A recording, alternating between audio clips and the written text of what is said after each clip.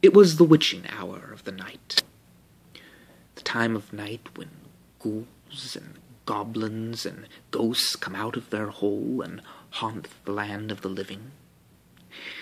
Now, this is the story of Mr. Hickory. And Mr. Hickory was an elderly man that lived at the edge of town. And he was a very educated man. He had a whole house of books, and all he ever did was read, and he had big spectacles, and he was very fat, and all he ever did was sit there and read and read and read to his heart content. But anyways, close to Mr. Hickory's house there was a forest.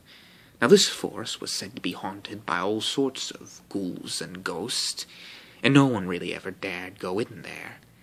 Now, one of Mr. Hickory's favorite subjects to read about was the forest.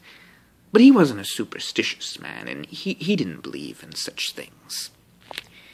But anyways, one night, he had to deliver some medicine to the Nicholson family.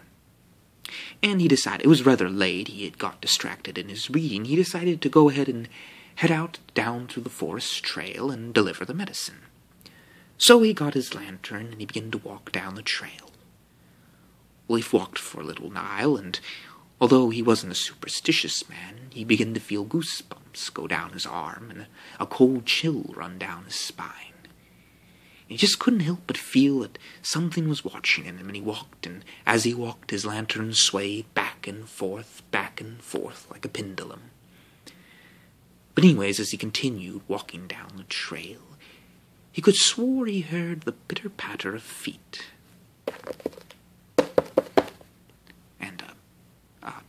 Mr. Hickory, he looked around, and he didn't hear the noise, so he assumed it was just his imagination, and continued walking.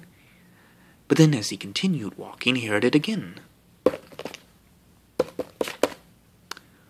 Well, Mr. Hickory, he turned around and he said, "Who's there? Who's there? What are you up to?" But nobody answered, and the pitter-patter had stopped. Mr. Hickory, he shrugged his shoulders and he continued walking, and once again he heard it. And this time he turned around and yelled, "All right, show yourself. Come on now, be a man, be a man." But nobody was there. Nobody answered. So Mr. Hickory, he began to run. He was terrified. He ran as fast as he could, and the lantern went back and forth, and he could hear the patter of feet going faster and faster. Until finally Mr. Hickory, he couldn't stand it. He turned around and he said, "All right, who's there? Who's making that noise now?" And he looked for a second, and then to his surprise, out of the bushes, there came a gray, tawny cat with big, bright yellow eyes, and looked straight up at him. And Mr. Hickory looked at the cat, and he laughed to himself. "My goodness," he said. "Were you the one making all that noise?" And the cat looked up at him and he said, "Indeed I was. Mr. Hickory, could you do me a favor? Tell Jesphot that Miss Helen is all right. She can come home now." And the cat gave a final swish of his tail, and he ran off.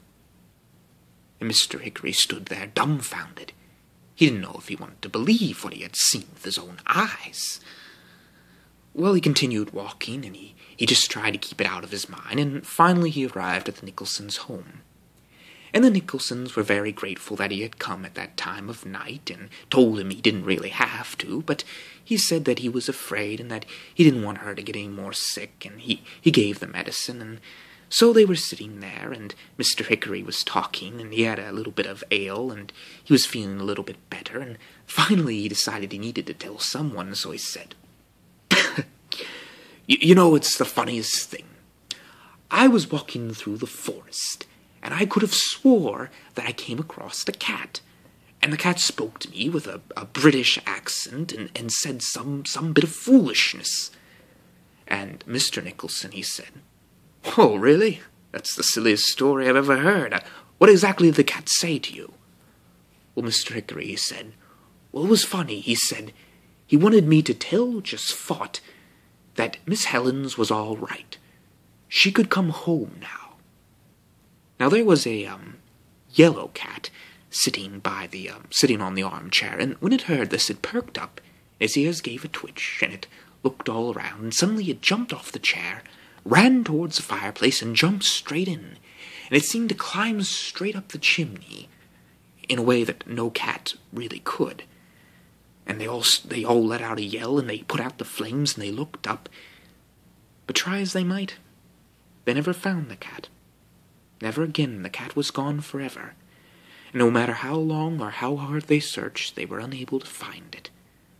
Nor was Mr. Hickory able to come up with any explanation in his books and his many volumes of books in his library. And so we'll have to leave the matter to the unexplainable. If you can come up with an explanation, I'll be glad to hear it. All I know is that there are indeed many strange things that happen in the witching hour of the night. And next time you go on a walk, be sure to be polite to all the spirits that you come across, and I'm sure they'll be polite back. And if I were you, I wouldn't be cruel, because those spirits can have a nasty temper, if they want to. But luckily this was a happy story, and as always, sweet dreams and good night.